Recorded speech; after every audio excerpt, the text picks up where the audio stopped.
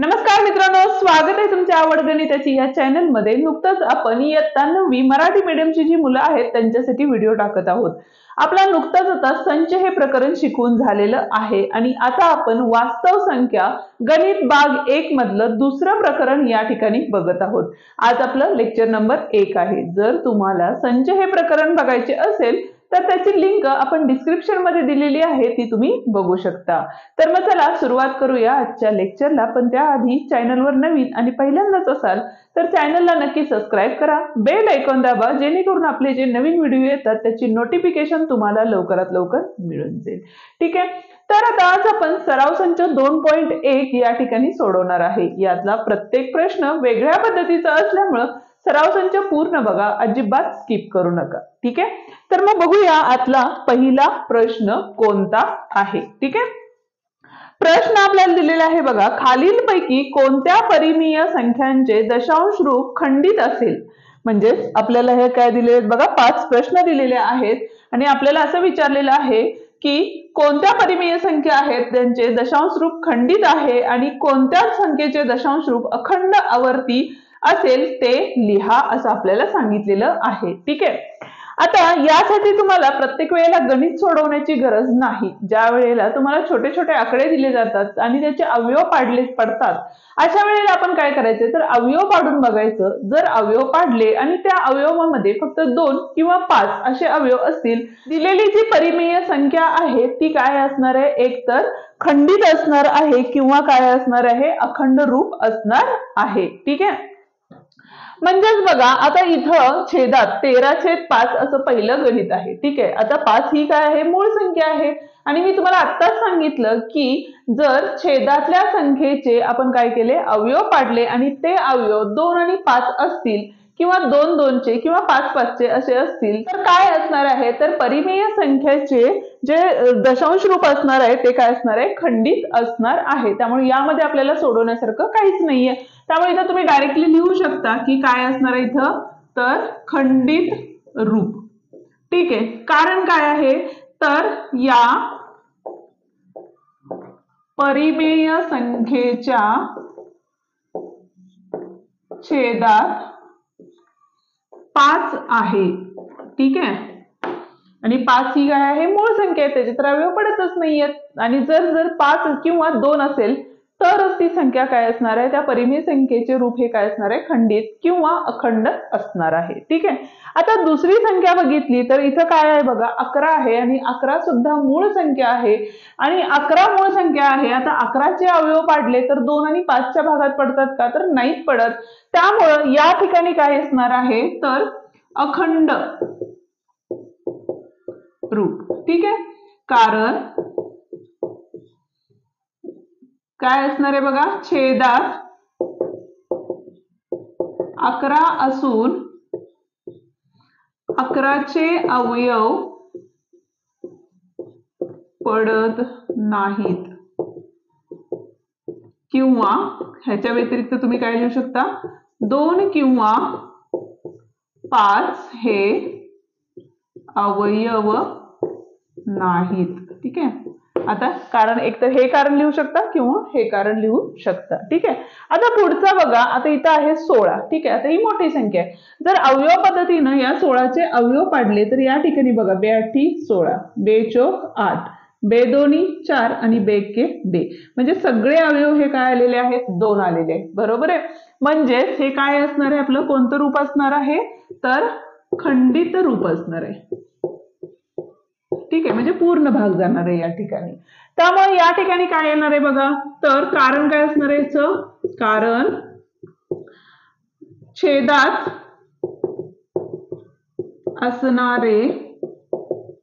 असणारी 16 संख्या हिचे अवयवामध्ये 2 येते। ठीक आहे, म्हणून त्यामुळे ही काय असणार आहे, खंडित रूप असणार आहे। ठीक आहे, आता बघा इथं आहे आपलं 125 आता जसे 16चे अवयव पाडले त्याच पद्धतीने आपण काय करू शकतो बघा, इथं 125चे अवयव पाडू शकतो. म्हणजेच काय आले इथं 5 2 10, 2 राहिले, 5 5 25, इथं 5 5 25 आणि 5 1 5. आता प्रत्येक अवयव काय आलेला आहे या ठिकाणी 5 आलेला आहे, बरोबर आहे. मग या ठिकाणी काय असणार आहे, हे सुद्धा रूप काय असणार आहे आपले खंडित रूप असणार आहे, कारण छेदात 125 ही संख्या आहे व त्याचे मूळ अवयव वांमध्ये 5 हे येते. ठीक आहे. आता 11/6 हे जे 5वं गणित आहे ते तुम्ही सोडवायचं आहे होमवर्कसाठी, आणि जर नाही जमलं तर तुम्ही मला कमेंटमध्ये विचारू शकता. बघा दुसरा प्रश्न आपल्याला या ठिकाणी दिलेला आहे. काय दिलेलं आहे बघा, तर खालील परिमेय संख्या दशांश रूपात लिहा असं आपल्याला सांगितलेलं आहे. ठीक आहे.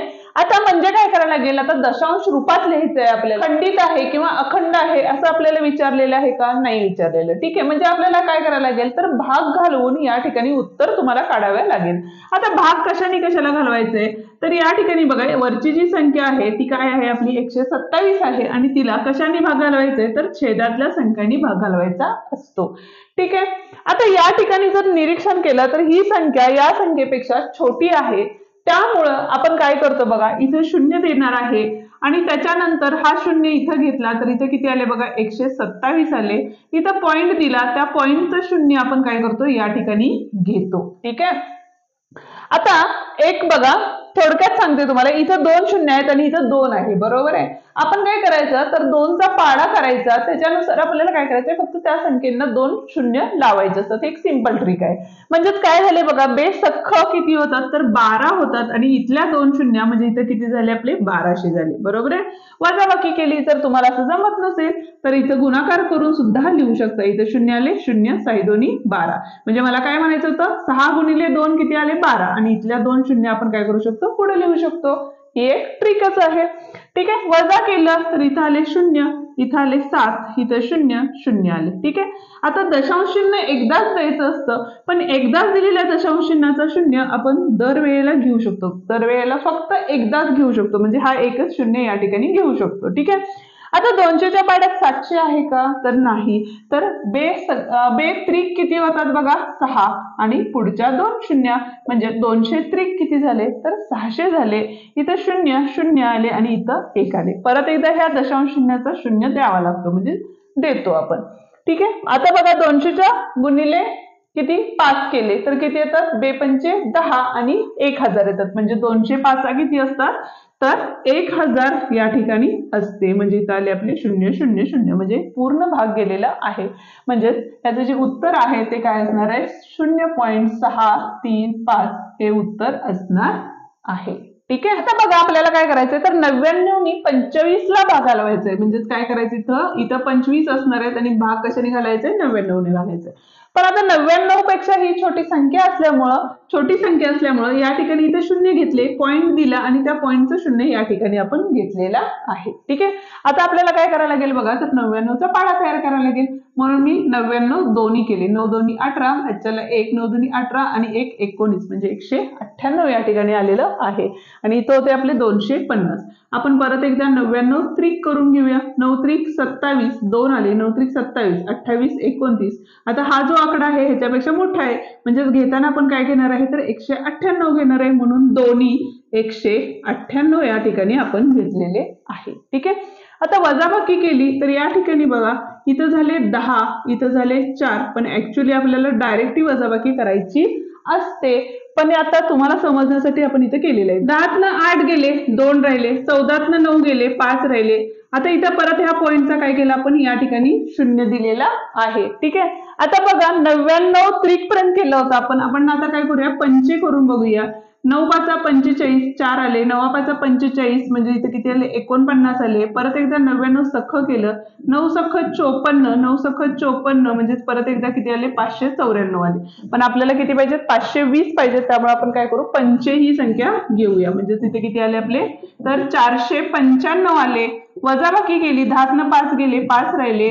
या ठिकाणी बघा हातच्या दिला, 12तनं किती गेले आपले, 10 गेले, तर 2 राहिले आणि इथं 0 राहिले. बरोबर आहे. म्हणजेच परत एकदा काय आलेलं आहे बघा, 25 ही संख्या आलेली आहे. म्हणजेच या ठिकाणी उत्तर जे असणार आहे, म्हणजेच आता हे परत प्रोसेस तीच चालू राहणार आहे. म्हणजे काय करणार आपण, इथं जो दशांश चिन्ह आहे त्याचा एक 0 घेतला, परत आता 250 झाले, परत आपण इथं काय घेणार, दोन्ही घेणार, किती आले, 198 आले. 198 वजा केले तर परत 52 येणार, परत इथं 0 देणार आपण, परत इथं 5 घेणार, परत 5 घेतला तर इथं 495 आले, भाग घालव म्हणजे वजाबाकी केली तर इथं 25 आले. म्हणजे हे 25 जे आहे ते काय होणार आहे, रिपीटेड होत जाणार आहे. म्हणजे अखंड रूप या ठिकाणी आलेलं आहे. म्हणजे त्याचं उत्तर जे असणार आहे ते काय असणार आहे, 0.25 करणार आहे. आणि किंवा काय करू शकतो आपण, 25 डॉट डॉट डॉट असंही लिहू शकतो, किंवा 0.25 आणि वरती काय लिहू शकतो, बार काढू शकतो. याचा अर्थ असा होतो की हा जो 25 नंबर आहे तो वारंवार येत जाणार आहे. ठीक आहे. आता पुढचं जे गणित आहे त्यामध्ये जरा वेगळ्या पद्धतीने जाऊया. म्हणजे जर तुम्हाला हे दशांश चिन्ह देऊन समजलं नसेल गणित, तर अजून एक वेगळी पद्धत आहे, त्या वेगळ्या पद्धतीने आपण या ठिकाणी सोडवूया. ठीक आहे.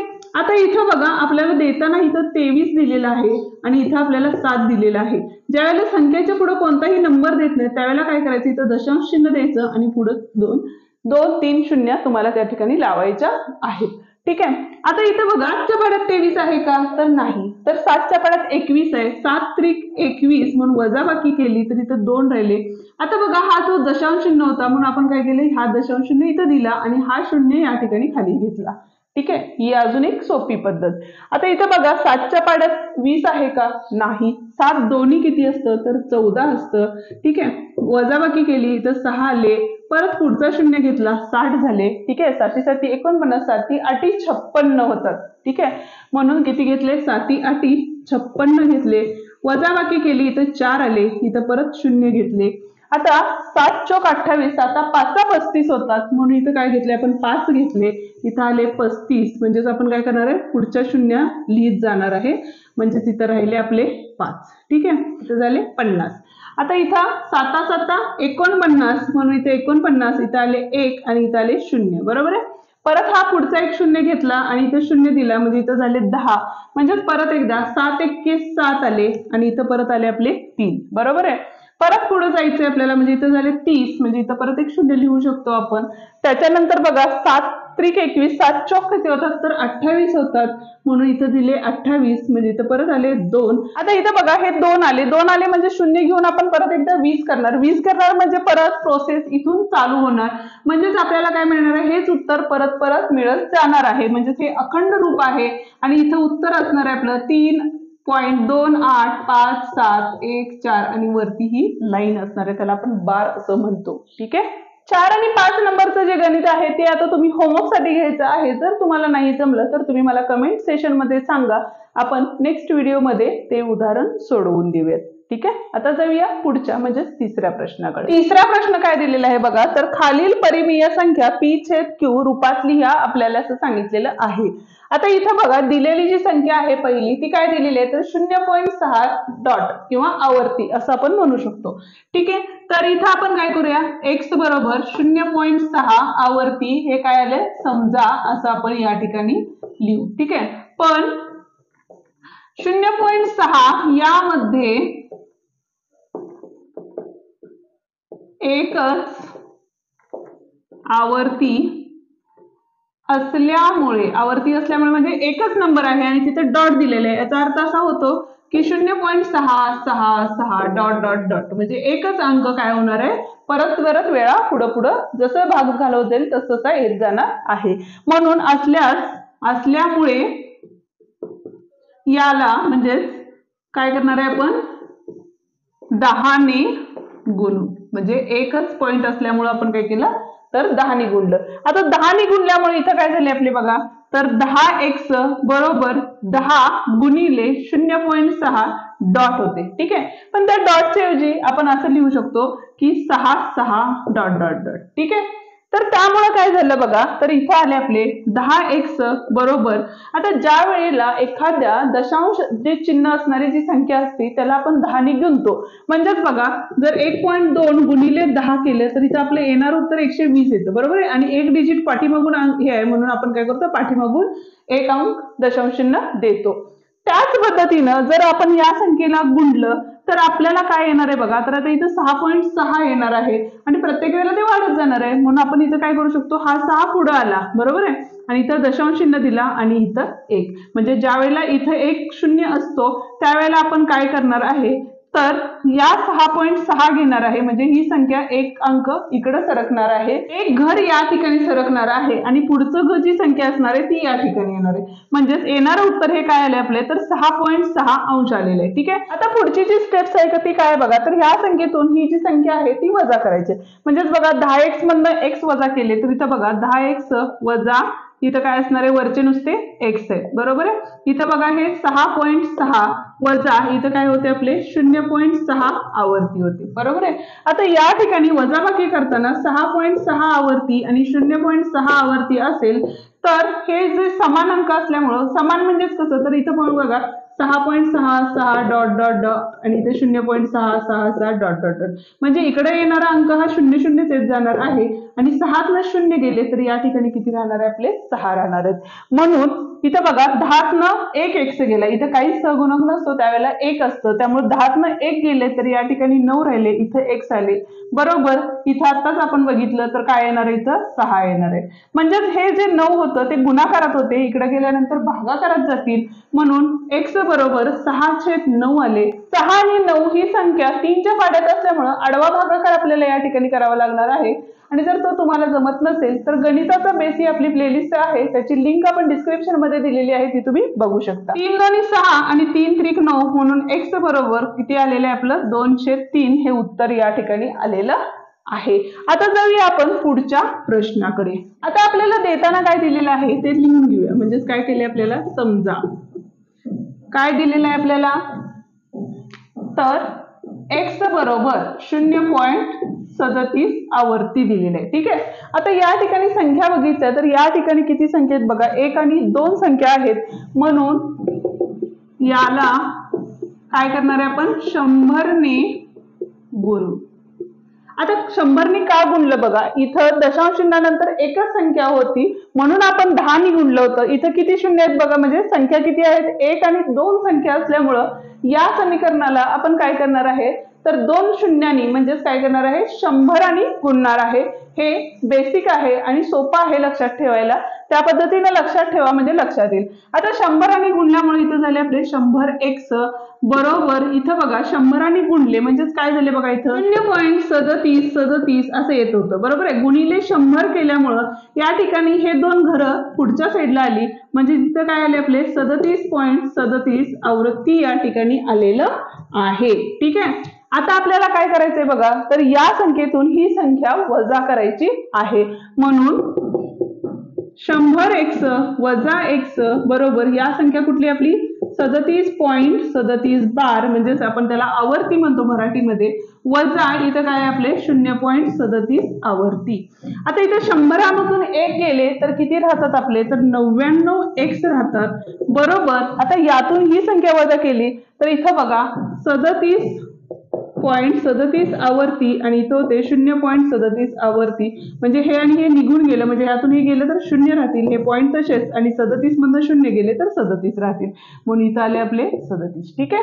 आता हा जो 99 होता तो गुणाकारात होता, तो इकडे गेल्यानंतर भागाकारात जाईल, म्हणून x बरोबर किती आले आपले 37/99 आलेलं आहे. ठीक आहे. आता इथं तिसऱ्या संख्येत आपल्याला काय दिलेलं बघा, 3.17 आवर्ती असं दिलेलं आहे, किंवा 3.17 बार असंही म्हणू शकता. ठीक आहे. तर या ठिकाणी बघा, समजा x बरोबर 3.17 बार या ठिकाणी आपण लिहिलेलं आहे. ठीक आहे. तर अशा वेळेला बघा, आता मगाशी ते 0 होतं त्यामुळे आपण काय करतो, तर ते दोन्ही डिजिट या ठिकाणी घेत होतो, पण आता काय करायचं ते थोडंसं काळजीपूर्वक बघा. आता जाऊया आपण पुढच्या प्रश्नाकडे. पण अजूनही व्हिडिओला लाईक केले नसेल तर पहिल्या व्हिडिओला लाईक करा, तुमच्या मित्रांना शेअर करा, जेणेकरून त्यांनाही आपल्या व्हिडिओचा फायदा होईल. ठीक आहे.